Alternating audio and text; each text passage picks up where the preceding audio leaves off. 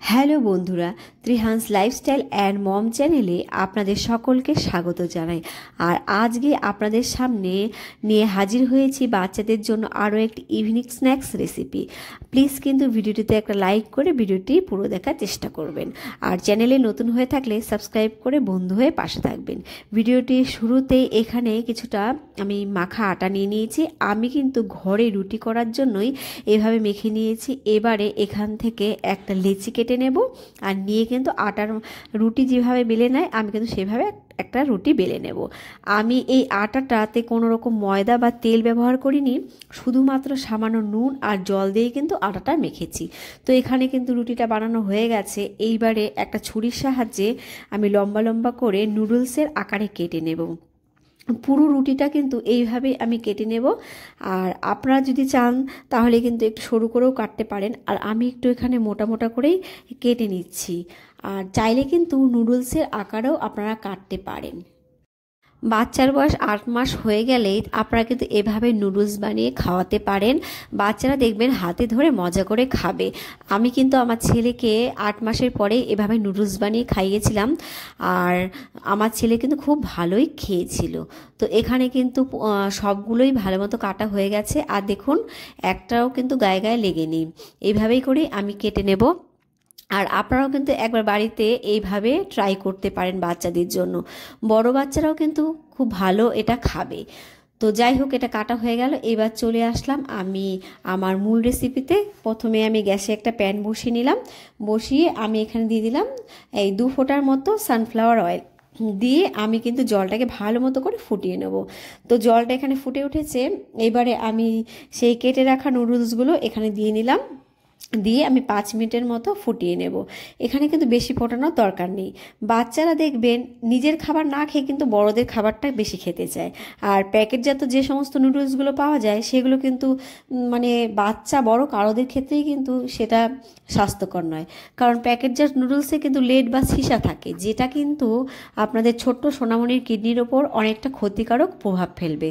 তাই যতদিন বাচ্চাকে পারবেন প্যাকেটজাত নুডলস বা প্যাকেটজাত যে কোনো খাবার থেকে দূরে রাখবেন। আর এই নুডলসটা কিন্তু সত্যি অসাধারণ হয়। আপনারা বড়রাও একবার খেয়ে দেবেন, ঘরে দেখবেন অনেকটাই টেস্টি হয়। বাচ্চারাও কিন্তু খুবই পছন্দ করবে। তো চলে এলাম আমার নুডলসটা বানানোর জন্য। আর আমি ওইদিকে কিন্তু আমার নুডলসটা সেদ্ধ হয়ে গেছে। আর আমি জল ঝরিয়ে কিছুটা ঠান্ডা জল দিয়ে কিন্তু আমি ধুয়ে রেখেছি। আর এইখানে আমি প্যানটা গরম করে আবার কিছুটা সানফ্লাওয়ার অয়েল দিয়ে নিলাম। খুব বেশি দিইনি, হালকা দিয়ে নিয়েছি। এরপর দিয়ে দিলাম অল্প পেঁয়াজ কুচি। এবার পেঁয়াজগুলোকে কিন্তু আমি হালকা নেড়েচেড়ে ভেজে নেব। তো পেঁয়াজটা আমার এখানে ভাজা প্রায় হয়ে গেছে। আর আপনারা চাইলে কিন্তু এখানে আদা বা একটু রসুন কুচিও দিতে পারেন যদি বাচ্চারা একটু বড় হয় সেক্ষেত্রে। আর আপনারা কিন্তু বাটারও ইউজ করতে পারেন।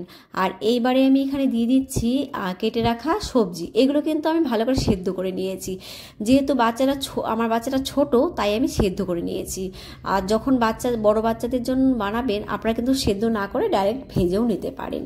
আর সেদ্ধ করে নিলে যেহেতু বেশি ভাজতে হয় না, সেই কারণে আমি সেদ্ধ করে নিয়েছি। আর আমি এখানে গাজর আর বিনস নিয়েছি। আপনারা কিন্তু আপনাদের পছন্দ মতো সবজি নিয়ে নেবেন। এখানে সবজিটা কিছুক্ষণ আমি ভেজে নিলাম। এরপর কিন্তু আমার নুডলসগুলো আমি এখানে অ্যাড করে নেব।